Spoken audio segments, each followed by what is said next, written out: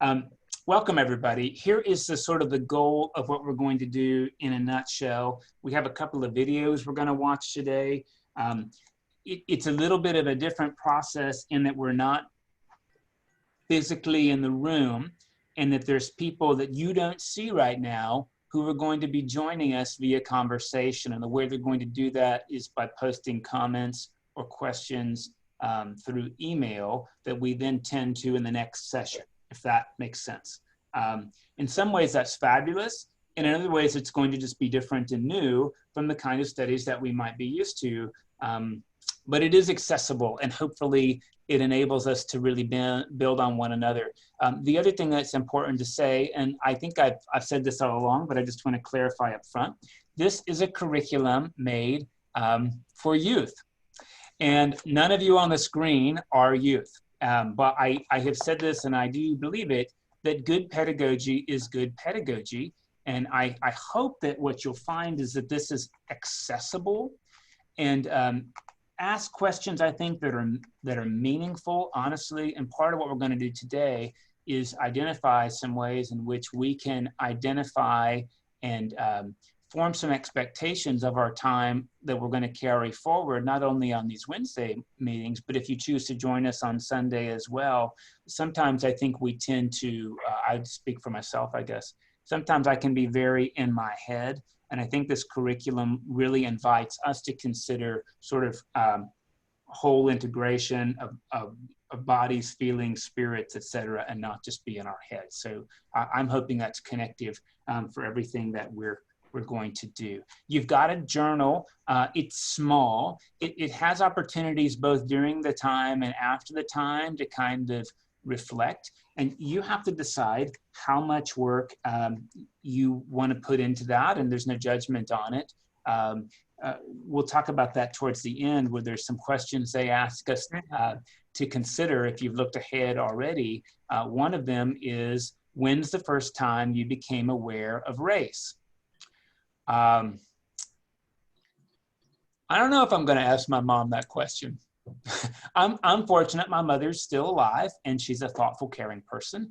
And not everybody still has their parents, but these are questions you can choose to ask spouses and siblings and even adult children that I think could be really, really interesting if you choose to engage that. And so obviously, if you were a high school or a middle schooler, you have really limited people you can ask. What's great about doing this as an adult is you can ask down. You don't just have to ask up, if that makes sense. Okay, well, let me start. And always they offer us some really lovely frames. We're going to get to explore these a little more deeply. But today, a couple of what we're offered, key verse-wise, is a very famous one from Galatians 3, that in Christ there is neither Jew nor Gentile, neither slave nor free, nor is there male or female, for you are all one in Christ Jesus. It's a beautiful sentiment, and it requires unpacking. And that's what we're going to get to do over the next several weeks. Another reply is, another frame for us today is when Jesus was asked, what is the greatest commandment? He replied, love the Lord your God with all your heart and with all your soul and with all your mind. This is the first and greatest commandment, and the second is exactly like it. Love your neighbor as you love yourself. So with those frames, the first thing I want to do, I'm going to share my screen with you and show you a video that Catherine Meeks has put together. She's really the priestly creative mind here from the Diocese of Atlanta. So she's an Episcopal priest in the Diocese of Atlanta, and she's done a lot of work undergirding this curriculum. And maybe one other word, that Atlanta has a really interesting kind of diversity. Maybe you've heard Houston's the most diverse city in the United States. I believe that's true, but I want you to hear that Atlanta is 60% Black and Houston is not. So even though the diversity is greater here, the concentration of Black diversity in Atlanta is sort of top of the charts nationally. They have elected and consecrated their first Black bishop about 5 years ago, Robert Wright. Catherine Meeks is a Black female Episcopal priest. And so she's done really a lot of groundbreaking work. And I told you this in the introduction. The Diocese of Atlanta is really the leader nationally on dismantling racism. And the word that they use and they've introduced to the church is forming the beloved community, which of course comes right out of Dr. Martin Luther King Jr. talking about the beloved community. So here's their intro video for us.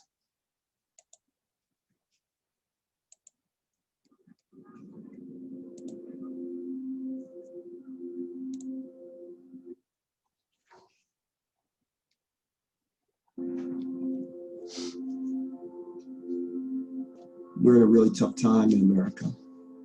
There are economics that are not working for a lot of Americans.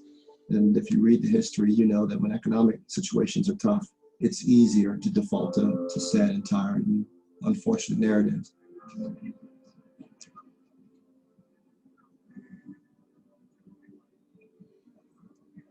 I remember I was invited to a church as a priest. There was this nice looking man.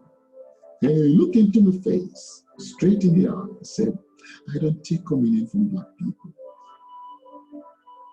There's so much that we don't talk about when it comes to racism. If we're not all seen equally in the eyes of our systems, of people, then we're not at the same starting point. It's not what God intended for us.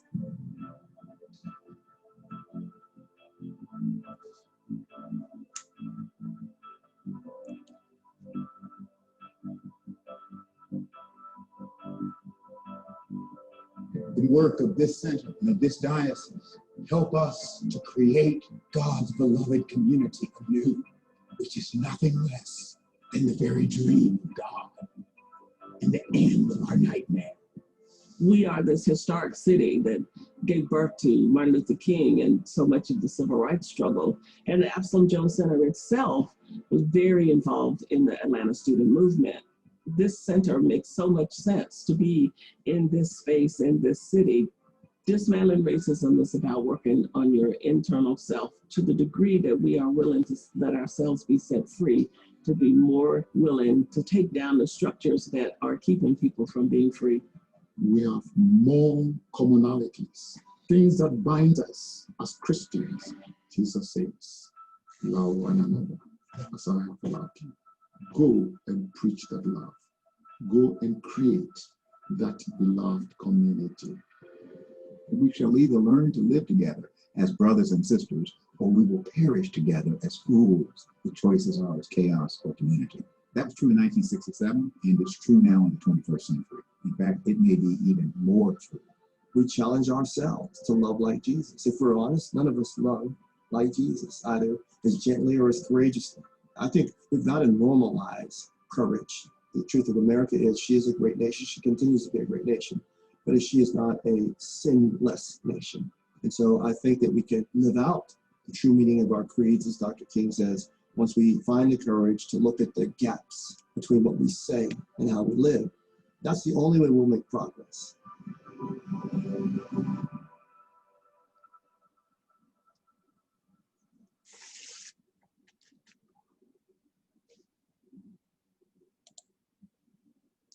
Okay, so with that video behind us, maybe it's helpful and comforting for you to know that most dioceses throughout the country, San Diego, where I came from, did not do this, but in Texas we do this. Most dioceses require, it's called loosely diversity training, or are making sure that we're honoring actually and prepared for, as clergy people and as people active in the church, making room to celebrate the diversity in our ministry and to be aware of some of our own internal attitudes. And so I hope it's helpful and comforting to you know that this work is already happening with clergy. In fact, in the diocese, it's mandatory that we do it and repeat it every 5 years. And really, this is an extension to say, hey, we all need to be in this work together, even if our immediate community does not embody the diversity of the city. And I would tell you, depending where you live, that could be very true.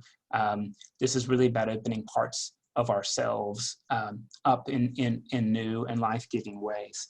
And so the first activity I'm going to ask us to do, if we were in a room, we would physically move around, but we're not.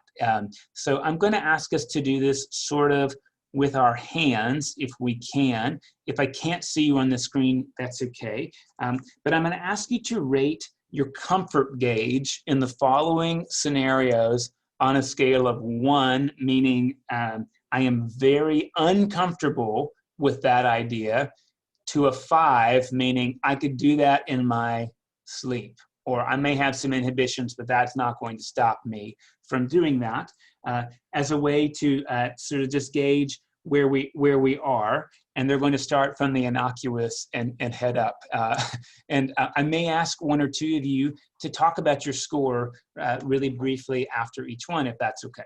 So directions are all clear. 1 to 5, 1 meaning totally never going to happen, 5 very comfortable. I would like to do that at 10, but that requires 2 hands, and that's a little bit much on the screen. So first situation, you're probably going to laugh at this. Singing "I'm a Little Teapot" with dance moves at a family gathering.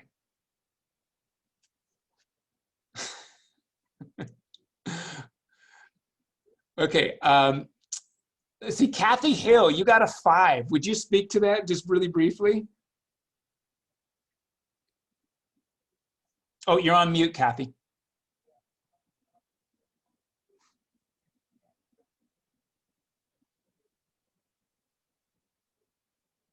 You're still on mute.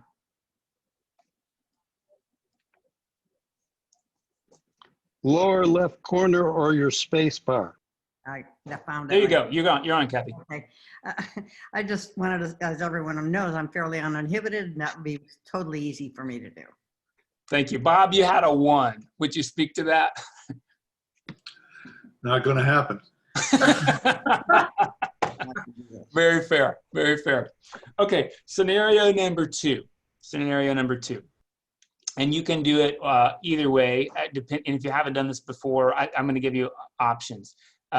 Running into your supervisor or the CEO of your company in public, comfort scale, or running into your therapist in public.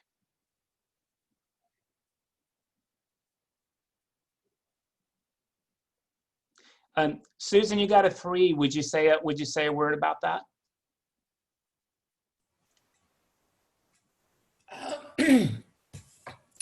I just kind of like to keep the 2 separate. You know, that's what I would have to say. Very fair. David, I saw a 5 from you. Yeah, I think those, for me, those are things I'd be programmed to handle. You know, keep the secret stuff off to the side. So you could manage the 2 at once. Yeah. Okay. Next scenario, eating in a restaurant, and let's make it a nice restaurant, by yourself.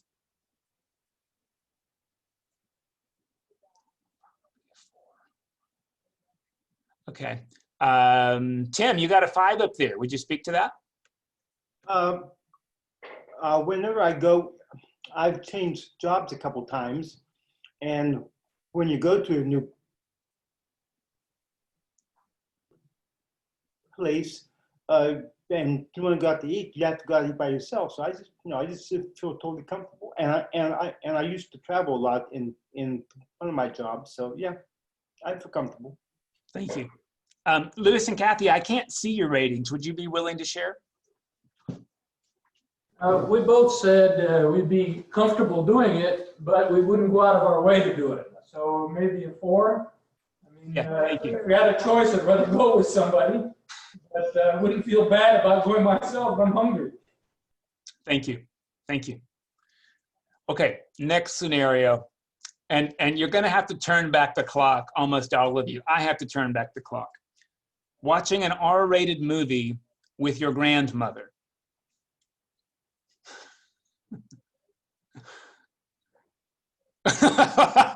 Kathy's got a 0. That's great. Lauren, would you speak to your 3? I saw a 3 from you. You got to turn your mic on. Oh, I don't know. I think I may have done something like that in my past. Oh, okay. Not totally comfortable, but it's probably happened. Okay. I'm going to speak to my rating of 1 because the embarrassment and sort of like puritanical values that I grew up with, like especially from my grandmother, like one of my greatest fears, and I didn't even know my grandmother particularly well, was that I would be an embarrassment to my grandmother. So I don't even know if I'd feel comfortable watching certain PG movies with my grandmother. Don't you just say, Grandma, isn't this awful? And she buys into that? Boy, I don't know. I think because I didn't know him very well. Maybe, I mean, that's a good strategy. But my, yeah, that's a good question.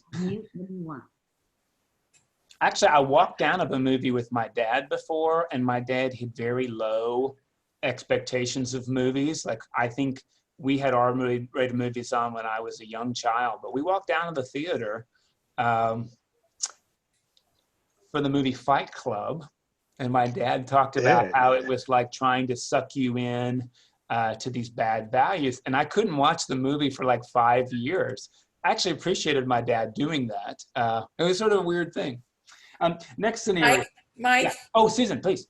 I went to a movie with Martha Halliburton one time where the title of the movie did not indicate what it was about. It ended up to be a drug culture movie, and Martha and I walked out and got our money back. Yeah, thank you. Mike, I took my mother to see A Clockwork Orange. Does anybody remember that movie? Yep. And I was probably a freshman in college, and I thought it was a wonderful movie, extremely well done. My mother hated it, but she stayed through the whole thing. I was impressed. Yeah, you know, I'll tell you, it was an interesting thing. When we walked down to Fight Club, I was like, Dad, are we going to ask for our money back? And he was like, no, it's not even worth it. And some people will sit through something that is bad for them because they're worried about the money, and that's no way to live, son. I mean, that was a really interesting statement. I mean, it really was. So I have a hard time enjoying that movie still today, even though many people I know love it. Okay, next scenario. Being in a room with people who look very different from you. Darlene, would you speak to your 5?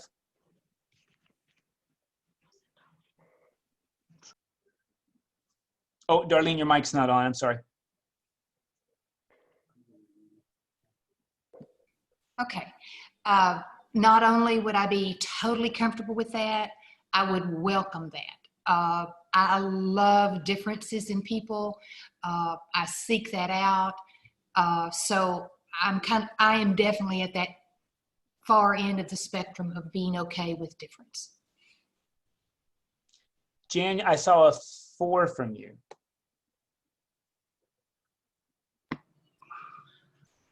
I'm pretty comfortable. I've been places where I probably was the only person like me in the room, and it was fine. What brought it to a 4 instead of a 5, with that said? Because I don't know, I thought maybe a tiny bit of discomfort. I went to a funeral for a Black friend of mine who passed away, and I was in this little church in Texas City. It was about a 3-hour funeral with 7 ministers speaking, and I was literally the only white woman in the room, white person, period. It was great, but there was a little bit of discomfort there when I walked in. Yeah, thank you. Let me ask the group a follow-up question on that. I don't want you to scale it. I want you just to sort of raise your hand if you've been the only or one of the few people that look like yourself in a room, in a bus, in a neighborhood, and felt very, very out of place in the negative way, possibly even afraid. I think yes. Okay. Mike, it's a relative thing, though. I felt almost as much discomfort walking into a Sam's Club when masks weren't being enforced. Fair. Yeah. Fair. Yeah, and context matters a lot, right? I think like I could be the only white person in the room at a gathering for Black church studies, and the discomfort I'm going to feel is different than when I'm the only white person in an Arab neighborhood and people are glaring at me in Palestine. So context matters. I felt real uncomfortable in New York City in the early 80s, walking down with a coworker who was female. I felt very vulnerable and that she was at risk, I felt. That was just New York City at the time. Thank you. Okay, two more scenario ratings. Having a conversation about racism with a group of strangers.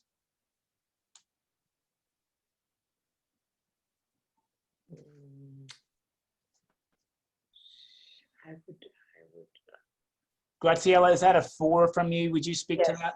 Yes.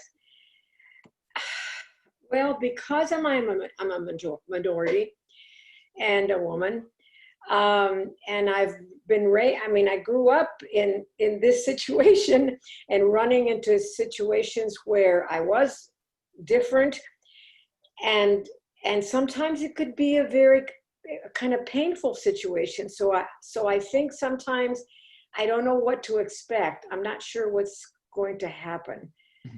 So it feels risky somewhat, and that's what I think. That's been my experience. Claire, would you speak to your score? Sure. I put up a 5. I feel very comfortable discussing racism in groups that have different views from me.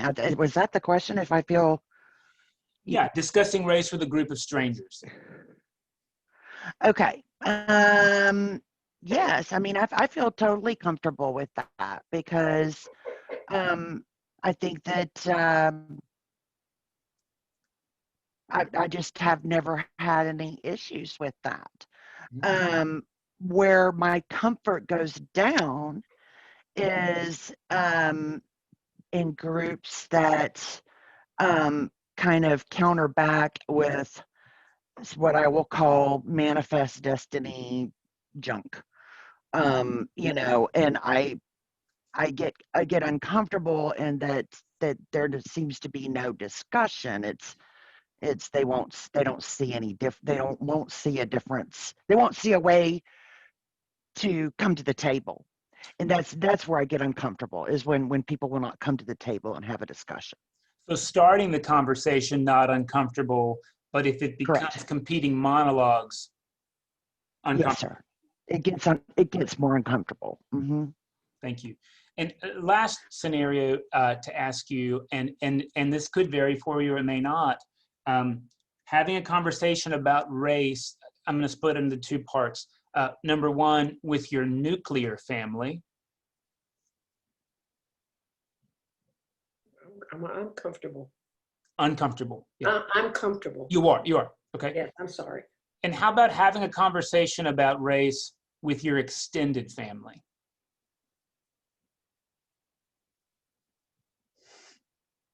That's about a 3. So Darlene, would you speak to your 2 on extended family? I think the difference for me with an extended family would be, I think of like in-laws. Yes.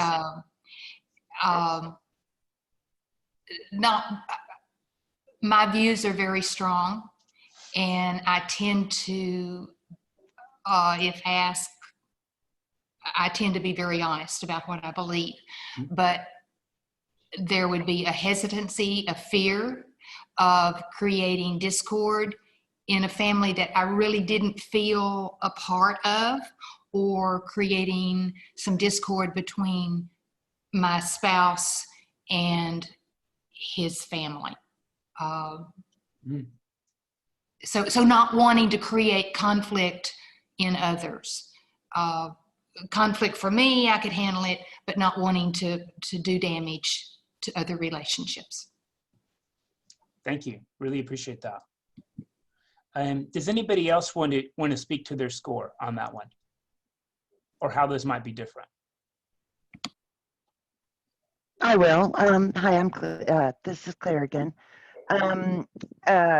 Definitely, there are some members of my quote extended family who absolutely just do not see that there is a problem. They don't see that they might be contributing to the problem because they don't recognize their own racism at all. So any time that I've tried to like bring it up or have a discussion about it, they just get very defensive. And so I agree with Darlene that at times there's a big hesitancy to do I even want to open this discussion because I don't think it's going to go anywhere positive. And it might cause damage. Yeah. Thank you. Bob? Mike, in our case, where there's a problem, it's not just about race. I mean, it's many, many, many topics. Yeah. Thank you. And I don't want to try to read your mind, Bob, but I think for me, like with my family members, it's not that I feel uncomfortable bringing it up. I often have a good sense of how it's going to go, which is that like it's really hard to figure out how to have a conversation because I've already made certain very strong decisions for myself. And my family members have done that as well. And sometimes our decisions are so strong that instead of listening to one another while the other person's talking, we're making up our tally sheet about our counterpoints. And I find that really, I used to think that was a great way to be because that's how I was raised to be. And now I just find it really hurtful so that I would rather avoid it. But if somebody asks me a question, I will usually go ahead and say what I'm thinking, albeit as I get older, I try to be more diplomatic. I don't know if that's good or bad. Try to be less diplomatic. Yeah, as we get older, the conversations just break off or don't ever happen. They used to, but we're well beyond that at this stage.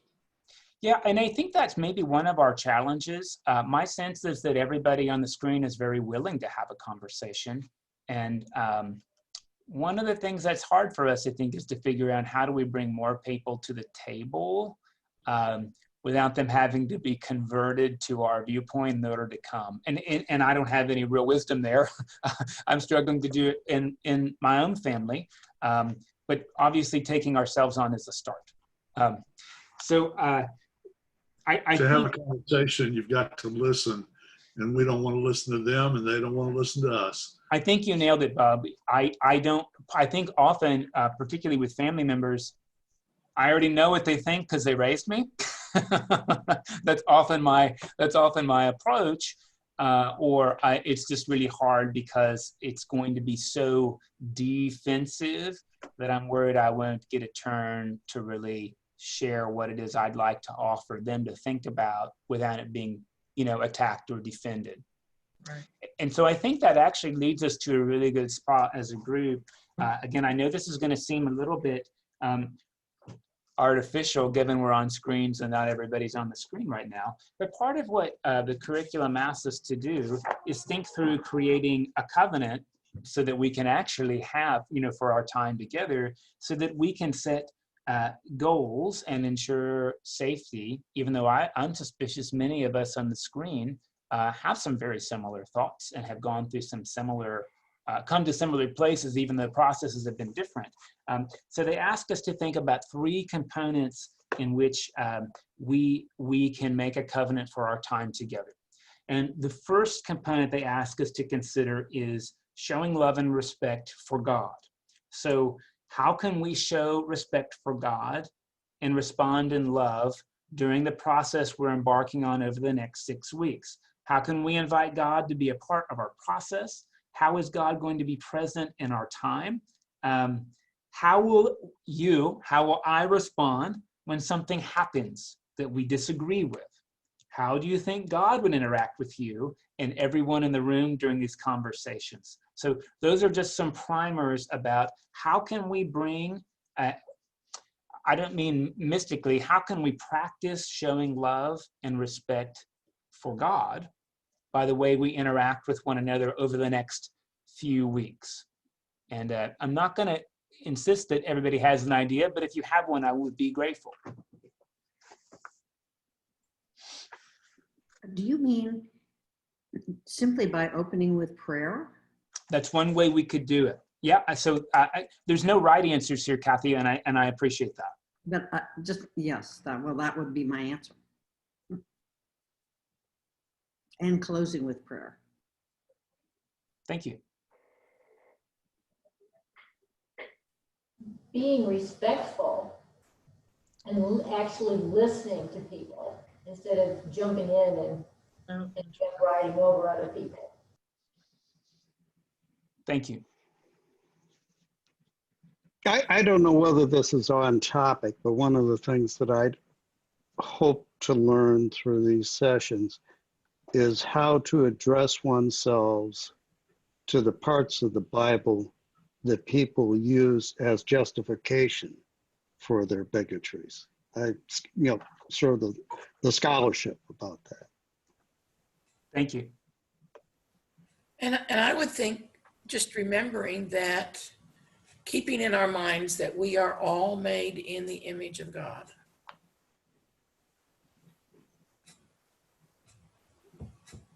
And I think if we just remember that we are all part of God, period. Thank you. Yeah, that's on topic to what I was trying to go with on Sunday, is think about anybody who breathes is sort of grounded in God. And hopefully we have this opportunity to breathe out love and respect for each other instead of just breathing out carbon dioxide all the time. So for me, there's that mutual opportunity. I can't control how the other person's breathing, but I can control, hopefully, what I choose to breathe out. And I would add that one way to phrase this for me would be that we honor every one of God's children, especially those present in our group, as his children equally, that we are all equally children of God. Thank you. And that reminds me, Claire, I really appreciate that. For me, it's a lot easier to do that when people agree with me and are inclusive. And then when people say things I consider to be hateful, to make room at the table for them too. That's, to me, like the hard bit about showing love and respect for God. Yeah. That's really hard, particularly recently with the events we've been seeing on television and how people have been behaving. It's like really tough to remember we are all people of God, and it's been a rough time. Bob? I'm going to try and remember grace. It's always, when I get angry, it's the best place to go. Thank you. Okay. I was able to hear Condoleezza Rice speak at a high school I was teaching at a couple of years back. And she got up and said, we get really impatient as the United States with human rights violations around the world. And we forget that it was more than 200 years between the Declaration of Independence and the Civil Rights Act. So we just have to remember it takes time and that we're not there ourselves. And Bob, that was a great reminder, is to say, like, hey, maybe something's going on I can't see. So I'm going to trust that you're in process. And it's for me, I'm 10th generation Hispanic. Well, and I say Hispanic, I've got connections back to Spain, 10th generations back. And whenever I've said that openly or to a group of people, I get looked at sort of strangely. I always feel like, oh, don't say that anymore, because that seems like you're bragging, or you don't even know what you're talking about. I don't know if any of that makes sense, but it's uncomfortable or uncertain. So unless you're in that place, one of those people that are different, it's a hard place. It's a hard and different place to be. Darlene? Yes. If you're on Sunday when I talk about the roots, the psychological roots of racism, one of the things you'll hear me say is that I too have trouble giving grace to those who are overtly, violently racist. But what helps me is, and I'll make a case for this, that anger, that hatred comes from an inner pain that person is feeling, and I'll talk about where that comes from. But it helps me to remember that is coming from an inner, deep down pain. And if I can connect emotionally on some level with that person is a hurting person. For them to be a hurtful person, they have to be a hurting person. So remembering that helps me be more tolerant, helps me let go of some of my own anger or my own defensiveness. Thank you. Bob? Mike, I just wanted to ask, are you going to record Sunday sessions? Absolutely. I recognize that they're all intertwined with this. Yes. It's more difficult for me to watch right now. Thanks. Absolutely. Yep. Okay, I'm taking a little bit of notes and we'll return to these at the end. I'm going to transition the question to covenant component 2, showing love and respect for others. So how can we respect people on the screen and people who are following by video? How can we respect them by fully participating? How can we respond when someone says something we disagree with? How will we respect the feelings of the people in the room, so to speak, and the experiences they share throughout our process?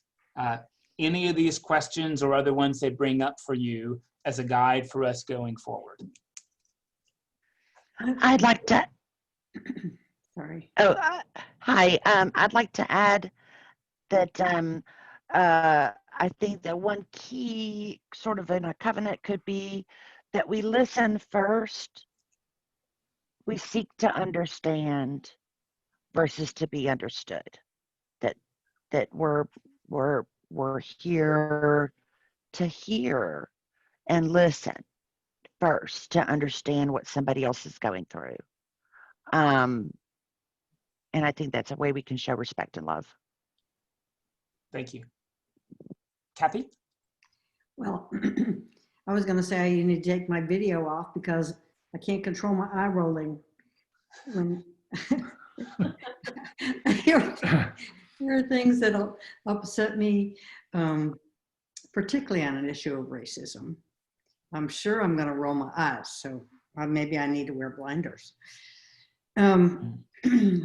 I do have a dear friend who is a blatant racist. She lives in Kentucky, and I don't have to see her very often, but I have confronted her on this issue, and I remember her son saying, "Mom, how come she's your friend? She's not like you." And her mom said, "Oh yeah, she's always been like that. She's always been open like that. She likes everybody." So I don't know how to confront her other than the way that I already have. And that's all. I'm out. I'm done. Yeah, I want to say, and I think Claire said this well, and I want to speak to you, Kathy. I had a teacher in seminary who made us read a book every time we had class. So we read 15 monographs that were like 300 pages long in one class. It was a lot of reading. And we had to write a paper coming in. And the rule for the paper was we were not allowed to critique the book in any way until we'd written a page affirming what the author was offering that was new and fresh and potentially contributing.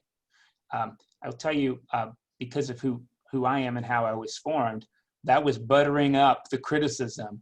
And as I get older, I think how valuable that is to think about when somebody says something, even if it sounds really intolerant, what a risk they've decided to take by sharing that with me.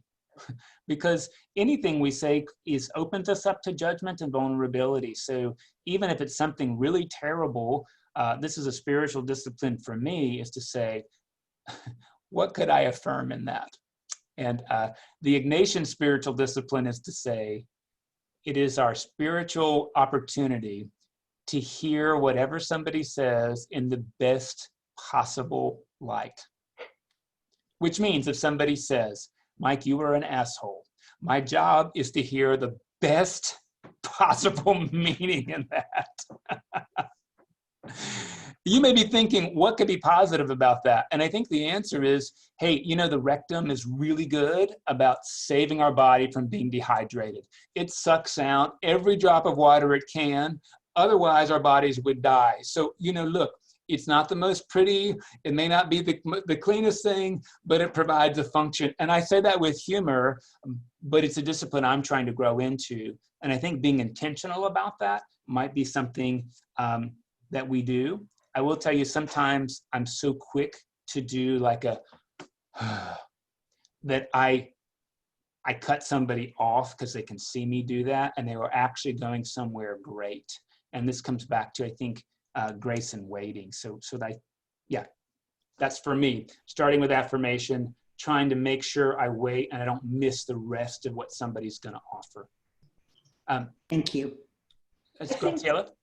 I think the fact that this group, to me, the fact that we stop, each one of you stops, and we stop in the middle of our day in the morning, and we to discuss specifically a subject that might be difficult, but yet we commit the time to do it and to get to know the others that are participating. That commitment in itself is very important, and you know, I just appreciate that from all of you that show up here. Thank you. Mike, yeah. My thought was that this should be pretty easy. After all, we've all signed up for a class called Dismantling Racism. It should be a fairly safe space. I hope so. I do hope so. And I think if it's okay to say, I realize from time to time, no matter how ahead of the curve I think I am, that there are still images that are so ingrained. I don't even realize I'm holding on to something that's destructive. And I think my hope is that I'm actually allowed to speak to that so I can learn and not be condemned for it. Because I think what you're saying is we're hopefully pursuing growth here, and the thing that will push growth away is judgment. So I think part of it is saying like, hey, let's explore that thing you shared a little bit more instead of that's wrong, that doesn't belong here. There's a great game that they've made called Cards on Race, and everybody gets in their hand a I take it back card. So that if we make a mistake, we're allowed to take it back. And that seems like a really interesting opportunity we can care for each other, is saying, hey, let's think about that. If you choose to take it back, we're going to pretend like it never even got played now as we go forward. I don't know if that makes sense, but it seems like a good opportunity to respect each other. And I think it's also, I think it's important that we not only look at race, but also the other. Because even though the neighborhood I grew up in was primarily Eastern European, we were not kind of accepted by the rest of the town. Thank you. That's really helpful. Okay, let me push us to our third area, which is thinking about showing love and respect for ourselves. So how can you respect and care for yourself throughout the process? How will you respond when something you say causes a disagreement, or when you later wish you hadn't said something? How should you think about yourself if you learn you've done something that's hurtful to another person? How can you trust yourself in times of sharing? How can you be responsible for the work of allowing all of God's children to live in harmony?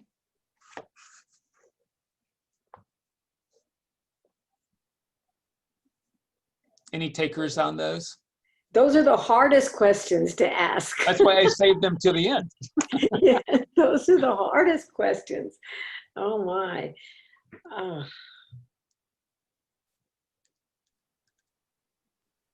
I'll add that I I think that one helpful thing, and it's something that I do really quite frequently in the last several months at the challenge of a mentor, is that in my meditations and prayers, I say, I love Claire, because God loves me. And sometimes I don't act very loving to myself or respectful. So one way to do that is to tell myself that I do love me, that I'm worthy, that I'm a good person, and that, you know, so long as I'm willing to grow and change and progress, you know, it's okay to make mistakes, etc., because I'm a human, but I love me. You know, for us to tell ourselves that we love ourselves, and just as God loves us is the key. Thank you. Well, I think forgiveness is real important, that we can forgive ourselves for being human, making mistakes. That's part of who we are. And we all come from different backgrounds and different belief systems that we grew up with. And I think we're here because we've changed, or we're in the process of changing maybe some of those belief systems. And we just need to be gentle with ourselves and forgiving.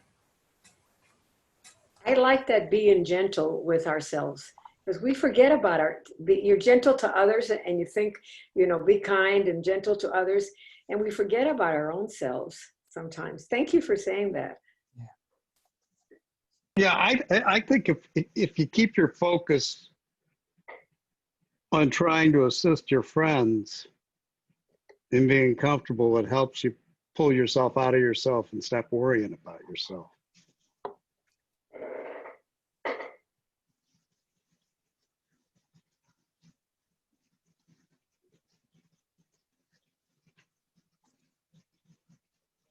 I don't think this is related to racism and something that happened in my life. When I got married, I had a reception, and all my life we'd had a black maid, and she was considered part of my family. So I invited her to the wedding and to the reception. And my mother, this just kills me. My mother told me she could come to the wedding, but she couldn't come to the reception. And you see how painful that still is for me, that someone be excluded because of their color.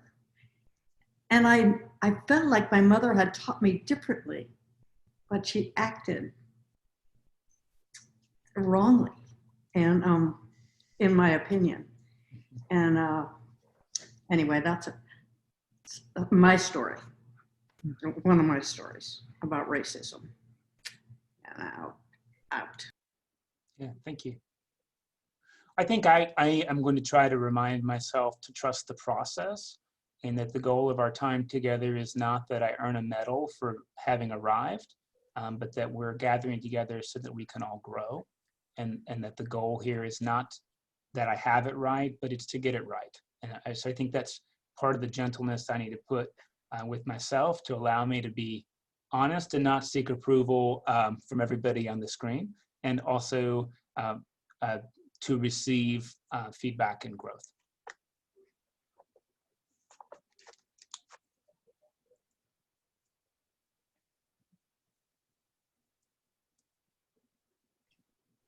Okay, well, I'll return to these at the end, and I will post them out, and maybe some of our other folks will send things that would be helpful for us, and we can sort of link those up so we can have a look at them before each session and remind ourselves. I mean, I think what's great, Kathy, you mentioned, is starting with prayer. I have a lovely prayer that we're going to end with from the prayer book today.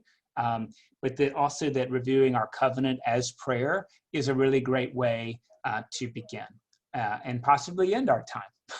The next thing I'd like to do is offer a video. And again, this is going to seem a little bit juvenile, so I invite you always to look past the surface. This is a video called Let's Talk About Race, and it's going to show several different people sharing their experience of race, what it's like to be a member of their race, and what assumptions people have about them because of their race, and how they started to dismantle racism. So this will get the conversation started a little bit, and let me see if I can't successfully share my screen right now. I think so.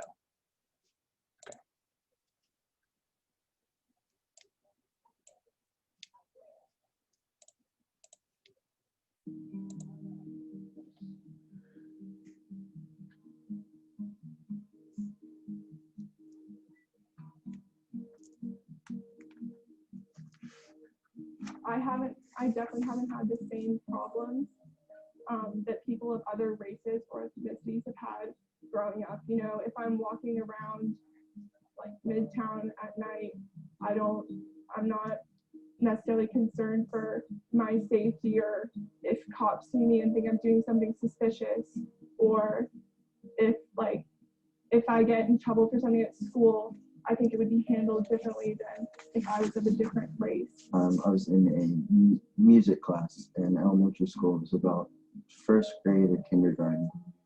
But I was sitting down on the floor with all the other students, and I was sitting with my legs on, you know how you put your hands behind you.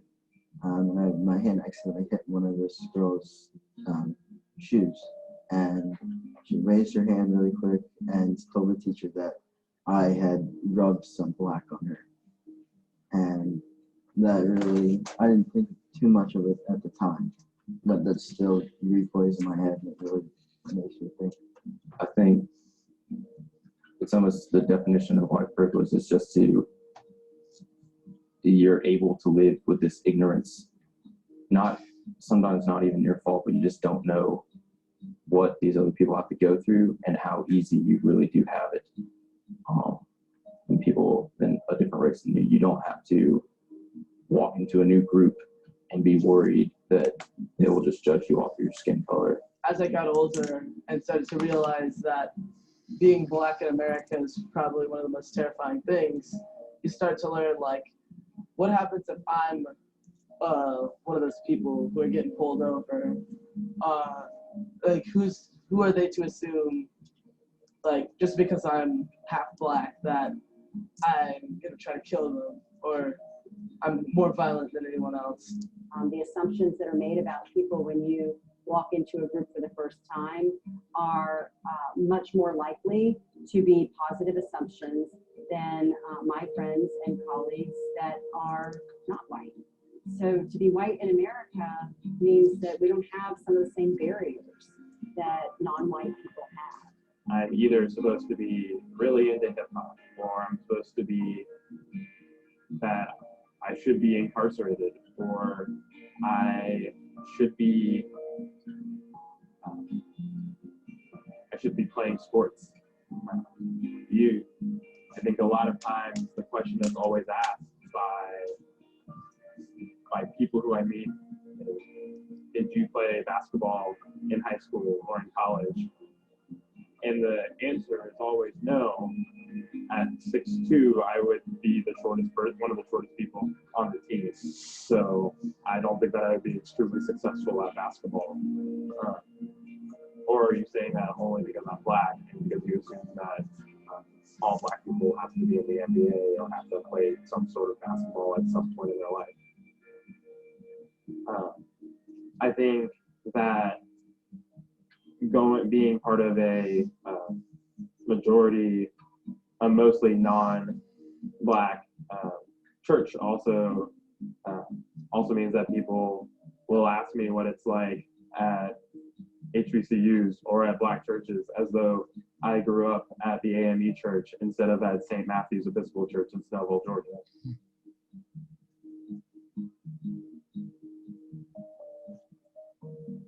It's just really important to speak up for what you think, and even if you're not affected by racism directly. You need to stand up for those that are, and like take advantage of your privilege to like have your voice heard for people that need to be stood up for. And like if you're white in America, you're in a place of privilege, and so you need to use that privilege and those opportunities that you get to make a difference for other people who don't have that same opportunity. You just talk to people, and you just like, if everyone just like learns each story like back and forth, and every race just like comes together and talks about it, including myself and my friends.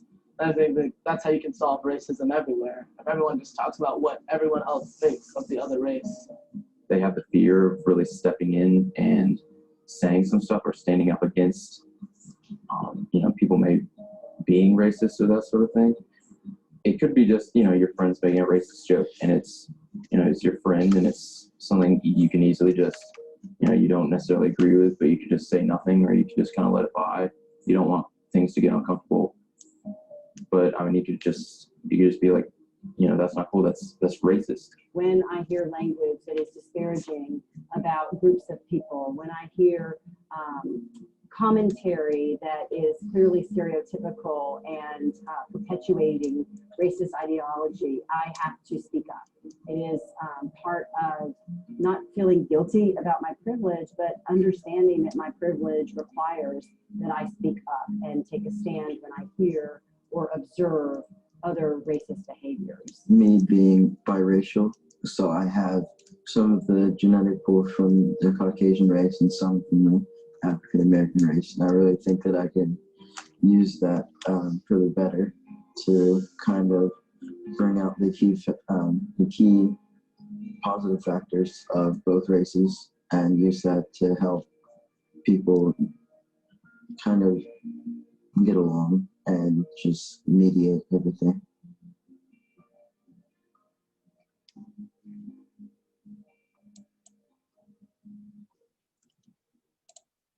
Okay, so the follow-up question I'd like to ask, and maybe this is one that's worth inviting others to share shortly, and absolutely free to pass and invite the next person that you choose, is, I mean, we've got to keep this short. When were you first aware of race? And I'm going to take it on first and go really, really slowly, because I think my awareness has just sort of grown slowly. And I remember some of the mile markers. When I moved to Atlanta to go to seminary, I walked in a bank that I was going to open an account with, and everybody working in the bank was Black. And I noticed and was surprised. When I got off the bus at the wrong place in Bethlehem, and I was clearly out of place in an Arab neighborhood, an Arab youth glared at me and followed me. I was very aware of my race. When I got on a bus in Long Beach to take a cruise, and I was the only white person on the bus, and my brother changed one of his children in the floor of the bus, I was very aware that I was the only white person on that bus. And when I went to seminary with a Black church studies program and took Black preaching instead of white preaching, that does exist. And I invited one of my Black friends to hear the top rated preacher in the country. And he replied to me, "Oh, the dean of white preaching?" These are certain small vignettes of how I've started to become a little more aware, not just of race in general, but frankly, my race. I'm going to invite Susan, if you might share. I would have to say that my first realization of racism was when I was in high school. And I grew up in white neighborhoods.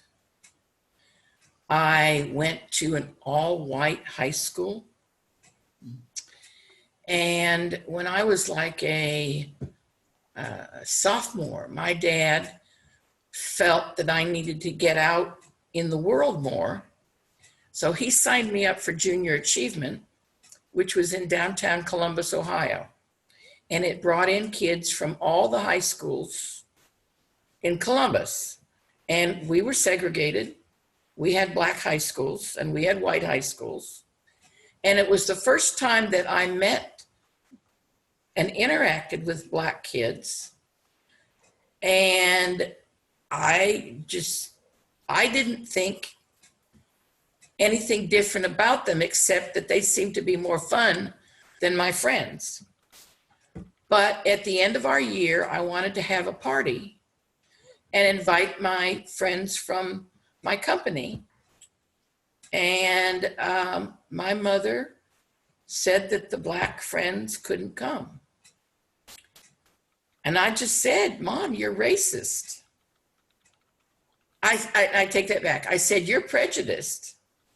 And she said, yes, I am. And I have been my whole life. And I'm too old to change now. So that kind of was, it hit me right in the face that my parents were prejudiced. My mother more so than my father. But it just had not been a topic of discussion. I never went any place where I was involved with black students or black people. And it was just a shock to me to know that my mother was prejudiced. Thank you. I will pass to Jan.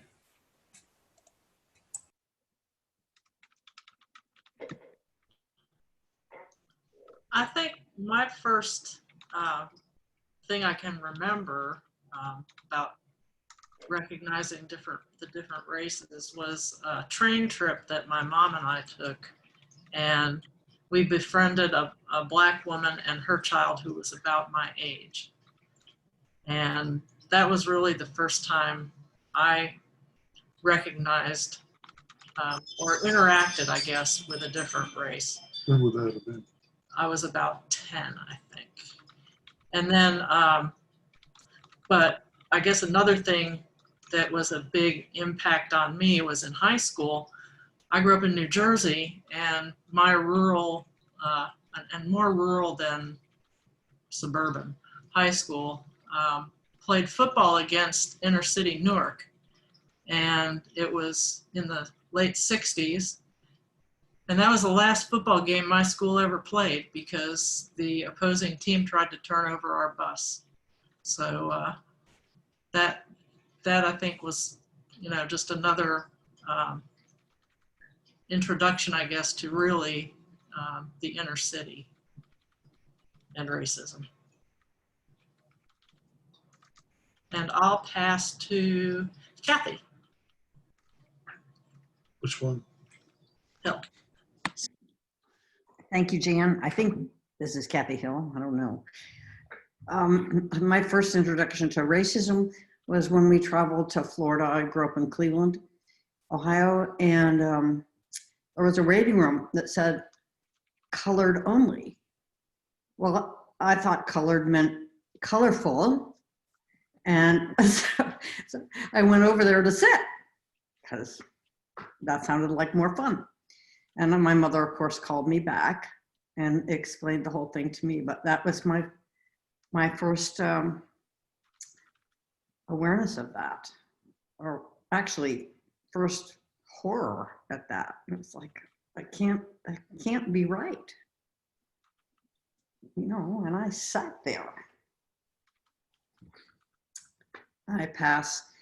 Well, let me talk. I learned, good. The question was your first awareness, first aware of race. I grew up like Susan did in an all-white community with an all-white school and never had any contact with any people of color that I remember. But when I was a sophomore or junior, I was playing on the junior varsity basketball team. And we played a team from a bigger city that had a black kid on the team. And the coach assigned me to guard the black kid. And his comment, or as I remember his comment, was, to the effect that I wouldn't cause any problem, or I wouldn't be cause anything negative by guarding this black kid, insinuating that maybe some of my classmates might. So that's just my first encounter with anybody, really a close encounter with anybody of any other race. Oh, and it's up to me? Oh, I'll pass to Louis Delgado. Are you there, Louis? Well, Louis is answering the door. His birthday present just arrived. But I will say that I had a similar experience to Kathy in that I was born in St. Louis and went to Catholic schools. Everything was all white. And when my daddy got a job at the University of Florida and we moved there, on the drive down, it was the same kind of thing where we stopped someplace and there were two water fountains and one was marked white and one was colored. I instantly went to the colored water. What kind of cool color was this going to be? My mother had to, oh, Kathy, no, dear. And she was trying to be very calm about this and not make a scene. And then she explained that that was for colored people. And I said, well, what? You mean it's not blue or pink or some pretty color? I mean, he said, how stupid is this? And it just had nothing that ever occurred to me. And my parents were Canadian, so we were blessed in that they didn't grow up with a lot of attitudes that people in the US have. So we didn't experience any of that. But again, when I was in junior high, there were some black kids in the school, and there was a school dance, and this is a big deal. You know, you start going to your first dances in like 6th or 7th grade. And I was upset because none of the boys asked me to dance, but one of the boys in band, who is black, came over and asked me to dance, and I said, sure. You know, this is the 60s, and we were 4 feet away from each other. But the next day, my mother called me in and sort of hemmed and hawed and said, well, you know, that's not really a good idea. And it was very sweet that he asked you, but, you know, they have their own social groups and we have our, I'm sure someone from the school or one of the other mothers called her because I didn't say anything about it. And my feeling was, well, why didn't those white boys ask me to dance? And yes, I think it's something that you have to be taught. Do you want to speak, Patty? You know, it's interesting how many similar and dissimilar things. So unlike many of the people, grew up in a very mixed society. So growing up, I grew up in the Dominican Republic. A lot of black people. The family doctor was black. I had, you know, kids in the school that were black, and it was just and there was no mention, no discussion of race at any time. So it was almost race blind for me.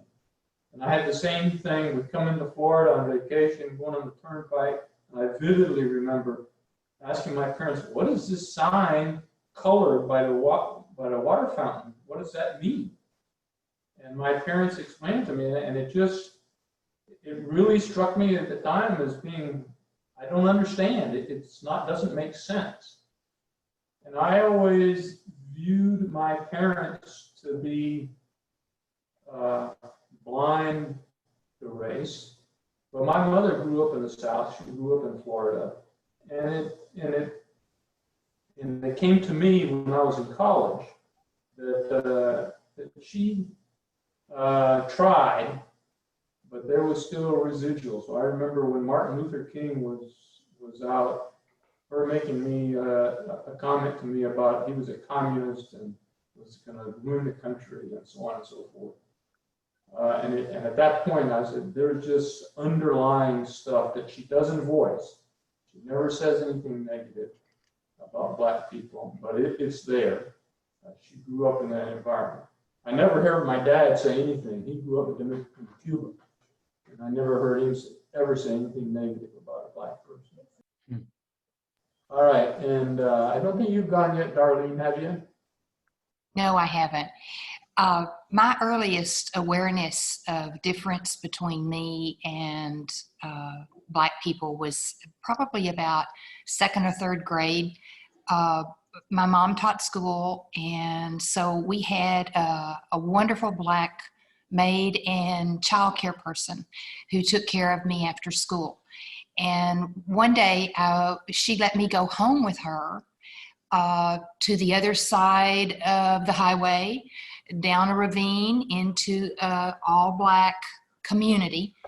And I was running with the other kids. There were about a dozen of us, and we were running through the community, having this wonderful time.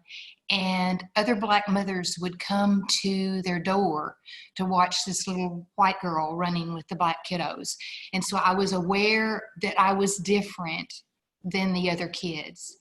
The times that I realized that there was a problem with that was, I remember riding with my grandmother on the bus late at night. She worked at a movie place in town taking tickets, and I would ride in with her and then ride back about midnight. And this Black woman got on the bus, and there were all kinds of seats around us. We were about the only people on the bus, but she passed us up and went to the back of the bus. And I remember saying, "Coxie, why didn't she sit with us?" And she just said, "Because she's Black." And like, that's the answer. The other memory is of my dad. I was standing with him outside a bank in Killeen, and there was this Black family coming through in a beat up old car. Their tire was flat, and they kept driving on it and driving on it and driving on it and driving on it. And I said, "Daddy, why don't they stop and fix the tire?" Because I'd seen him stop and fix the tire, and I knew you needed to stop immediately or you ruin the tire. And Daddy said, "Because they know they better not stop in town." And because it was dangerous for them to stop in town. They had to wait till the other side of town to fix that tire. Later, as a high school kiddo, I grew up, like many of you, in a segregated high school. And I was president of Y Teens, and I was sent to a conference down near Austin. And we had some college girls that came and talked to us about integration and what we could do to integrate. And so I went back, and as Y Teen president, I proposed that we have a dance and invite the kids from Dunbar, the Black school on the other side of town, to come over and interact with us at a dance. And I was telling my daddy about this at the breakfast table. And he bowed up and he said, "Well, and what are you going to do if some big Black buck comes over and asks you to dance?" And I said, "I'll dance with him." And he said, "Like hell you will." So there's my introduction of why you don't talk about that in your family. Yeah. So those are painful memories for me. Thank you. Darlene, you get to invite our next sharer. I think you were on mute.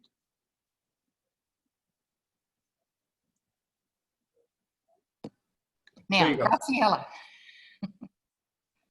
Okay. Oh, thank you, Darlene. I first became, I growing up Hispanic in South Texas, and in a town that was almost, I would say 90% Hispanic, but 10% Anglo. So the Anglo people that lived there, they were different, but they were also, and I'm going to put this in quotes, more important in that they tended to be the people with money, and they seemed to be more important because they had the more important jobs in the town.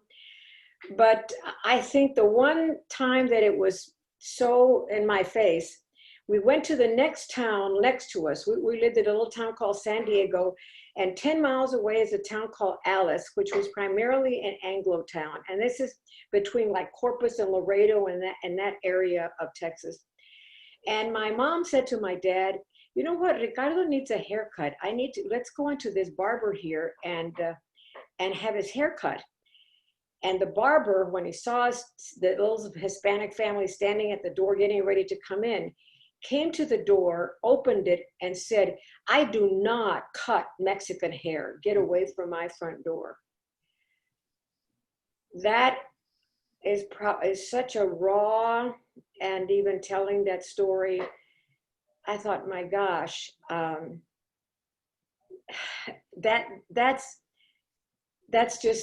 that's my story, how I first realized, I guess, that I was different. And my family was different. And it was painful. And how about when you went to TWU? Oh, and I think there was another time. I attended Texas Women's University in Denton when it was an all-girls school. And they were right off the start, Anglo girls and Hispanic girls could not room together. And I was in a freshman class, and I wanted to be a speech therapist.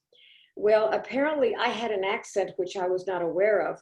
So the head of my department, and actually he did this in front of the whole class of freshman girls, he said, "Graciela, you have to go take speech therapy because we have to get rid of your accent."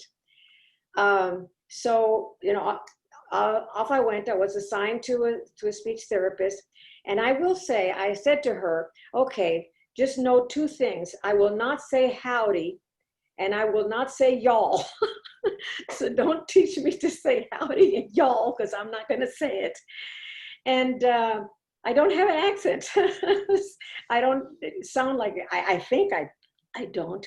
But anyway, those were very raw experiences, and that's just. And saw your first black man. Yeah, and I saw my first black man ever at Texas Women's University working in the cafeteria. They were the dishwashers and the cooks. And so it was a very raw awakening from this Hispanic girl from this little town in South Texas. 10th generation, but it didn't matter. You were still going to experience that kind of racism. So thank you very much. And I pass this on to, gosh, who have we missed? Tim, do you have? No. To Jan, is that am I reading this right? Jeanette? No, Jan. Jan? Jan already went, but Bob hasn't and Claire hasn't. Okay, Claire. Where's Claire? Sure. Yes, I'll go. I want to say that when I was a very small child, from my first cognitive memories, for 3, 4, 5 years old, we would go to Florida at Christmas time. My grandparents always went to their Florida house at Christmas time. So there'd be a big family gathering in Florida at this very posh, nouveau riche, fancy schmancy Key Biscayne house. And my grandparents had a black maid. And she had a little house that was separate from the main house. And, she didn't eat at the table with us. She was treated very separately. And I would ask my parents what was going on. And they basically said something along the lines of, "Your grandparents don't treat people the way we do. And they treat Black people differently." And that was kind of my introduction to that, which I thought was just baffling and strange. But I too grew up in a mostly segregated community, in the sense that I was in South Alabama, in Mobile, and we lived in a very white neighborhood, and I went to private Episcopal schools, and I didn't really notice that much until we moved when I was 9 to Latin America, to Argentina, and I went to Argentine schools, and they were the national schools in the countryside. I was not in the capital. And what was totally different there was I went to the public national schools, and suddenly I was in the same classrooms, and everybody was treated very egalitarian, Like we wore these white water polos, and everybody had to have, you know, their hair all braided, and everybody, there was all these rules where everybody kind of looked the same. And there were children in the classroom that were, of course, you know, from very poor families, and just a huge variety. And it woke me up that this was kind of it was like night and day from what I was used to. But where I really started, I think, from my own cognition, being aware, was when I was around 12 or 13. We went on a vacation to Peru. And there was this drastic difference where we landed in the capital in Lima, and we learned all this history, this very rich cultural history about the, you know, that's highlighted in these beautiful museums and stuff about this great Inca civilization, and how advanced they were. And then we go to Cusco to visit Machu Picchu, and all around are these very distinct, you know, they're in these colorful I'll call them costumes, it was their clothing, of these true Native Americans who were definitely separate from what we'll call the city people or the townspeople. And I found that very kind of shocking. And I will pass to, is it Janet? No, it's Bob. Bob. Thank you, Claire. I'm glad I'm last or near the end. It's given me some time to think and recognize just how clueless, how separate my environment was for many, many years in my youth. I was born in 53, 63, started listening to the Beatles, lived in an all-white neighborhood. Kennedy died. Martin Luther King made his speech, and I was totally oblivious of that. I think it was not until his assassination that I really became very aware of Martin Luther King. Our neighborhoods were white. Our movies were white. Our TV shows were white. My radio station played white covers of black music until Otis Redding passed away, and they sang Sitting on the Dock of the Bay and started playing the Temptations and the Supremes.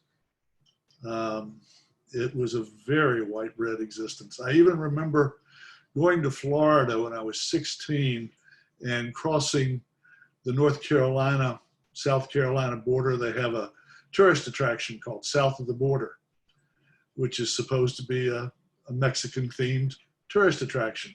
It was all white. We went back a few years ago and stopped there, and it looked very different, much more diverse than it was traveling back in those days. But as I moved to high school, and in my mind, I have difficulty separating the 7th and the 9th grades. They began to integrate our high school. And from what I've learned in later years from friends of my parents, it was a very select group of black kids that came to our high school. The best and the brightest, or the best athletes. And the school had some issues at first, but I remember very early on when I was a freshman during the football season, we had an all-star halfback, and he was destined for greatness until he was killed in a hit-and-run accident walking to get some milk for his mother one Saturday night. And that act and his greatness did a lot to unite the school. And for all of my 4 years of high school, there were no race issues. Now, my brother is 4 years behind me. And for all of his 4 years of high school, there were. So the only thing I can separate was that event as being the event that united us for my 4 years. It was a very, very different growing up. And it surprises me today because when I go back and have conversations with friends that I grew up with in high school, that area, the racism is still strong. And the kids that I went to school are very racist, but they did not show it during those years. It was a very unique experience for me. Thank you all. I'm really grateful for your willingness to share really personal moments.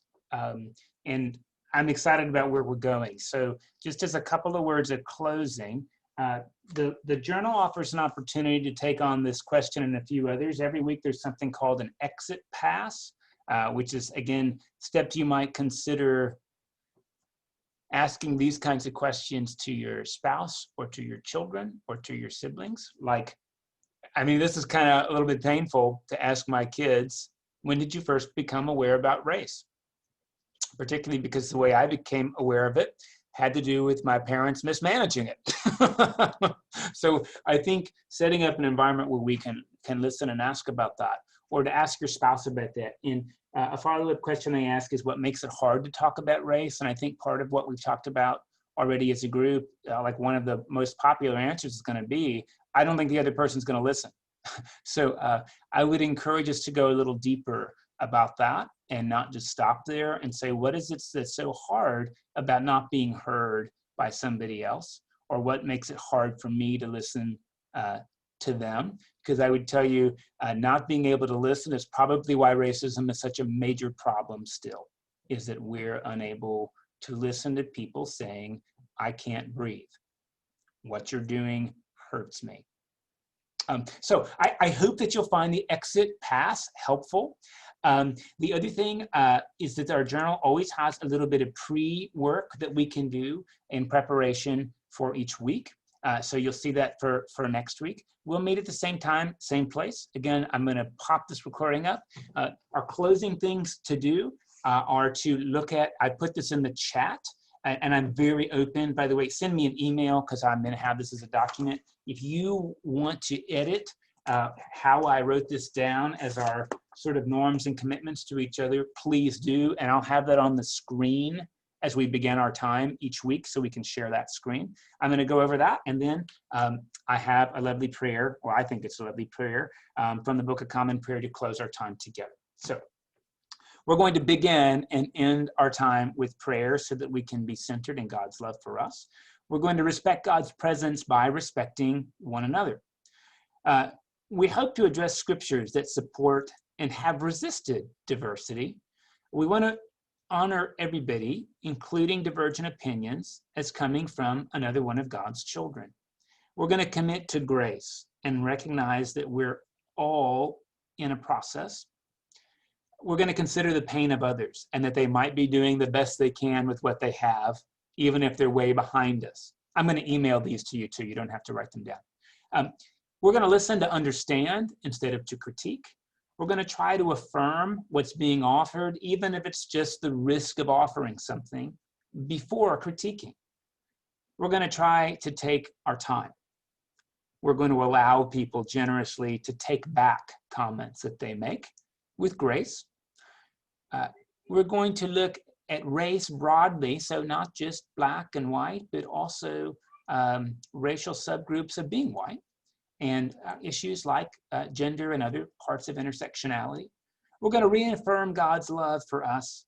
We're going to practice forgiveness to ourselves when we make missteps, and that we're going to try and trust that our time together is not about confirming who we are, but about growing into who God hopes us to be yet.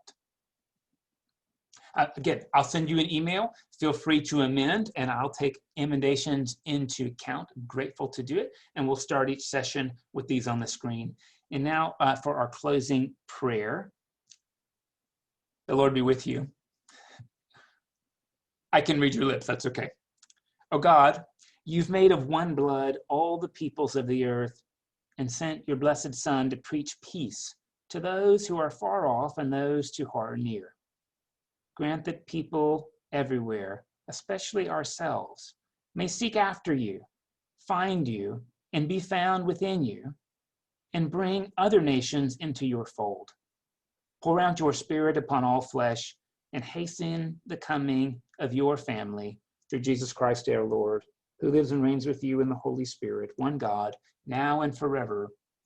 Amen. Thank you all, and I will certainly see you Wednesday or Sunday or even sooner, and I am grateful for your time as we embark on this process.